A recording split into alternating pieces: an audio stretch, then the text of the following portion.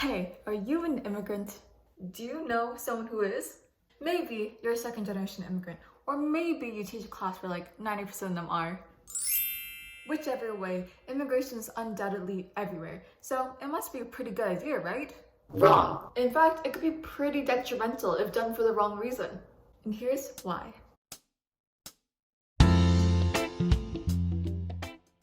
Let's take a look at the documentary The Skin We're In. In the film, we follow Desmond Cole, previous journalist for the Toronto Star, as he does interviews and just tries to raise awareness on the struggles which specifically Canadian Black people face. So you obviously can't talk about Black issues without addressing police brutality. Cole does this by interviewing Rose Loku, sister of deceased Andrew Loku. Andrew died after police shot him in his own home because they got a call saying that a loud noise was heard from his apartment.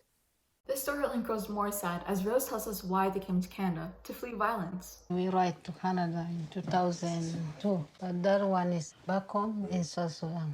A lot of fighting, everybody have to find a way to get out in Sudan. He was able to survive 16 years of civil war, even lived in a refugee camp, but he died in his own home, to police, people who were supposed to protect him.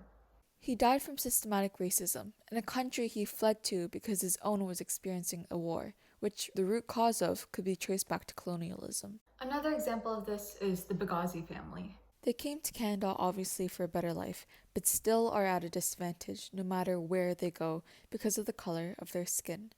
In Canada, they get underestimated or looked down upon.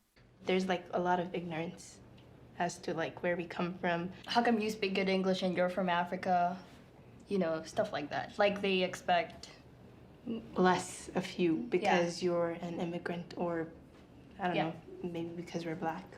Immigrants to this country today are way more educated on average than the Canadians who are already here. So we should be going high places, but we're starting at the bottom. So whose fault is that? That's a huge question. I think the reason that happens, it's because of systemic racism. White people are usually born into developed countries, so they have that racial advantage. They're also inherently treated with more respect because prejudice. People of color will always be at a disadvantage and will always have to work harder for that better life. To conclude, the two supports depict people immigrating to escape an issue, but inevitably dealing with it anyways, even in their new country of Canada. Immigration didn't save Andrew Loku from violence, nor give too great of an advantage to the Bagazi family. This is because immigration doesn't address the root issue. White people ruined a lot of things and made it unsafe to live as a Black person. Another text which explains my point is Cardboard Mansions by Farida Kurodia. In the story, we follow along character Darima as she creates and executes a plan to flee for Stanger with her grandson Chotu.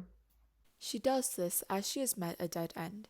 She can't afford to pay any more rent, so she escapes to the town which she once lived in many years ago. However, in her mind, she imagines it to be without any changes. She believes in this fantasy so much that without even any confirmation that Stanger is exactly how it was when she left, she spends the rest of her very little money to buy tickets for her and her grandson. This backfires as when she arrives, many differences appear. Stanger has not stayed the same like she thought it had, and now, with the last of her funds spent, she's at a loss. This is because immigrating doesn't actually solve the issue, and as such shouldn't be treated as a solution. In the case of Darima, she was low on money, and going to Stanger wouldn't have changed that. She relied heavily on the prospects of moving to Stanger, but as we've seen, immigration isn't really something to rely on.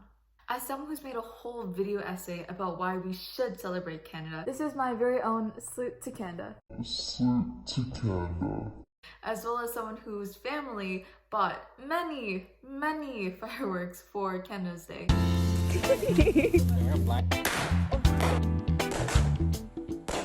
Trust me, I want to love Canada as much as the next, but I'm not blind to this nation's wrongs. Whether it be the lack of awareness of the many missing Indigenous women, or, as we saw earlier, the mistreatment of people of color, specifically Black people.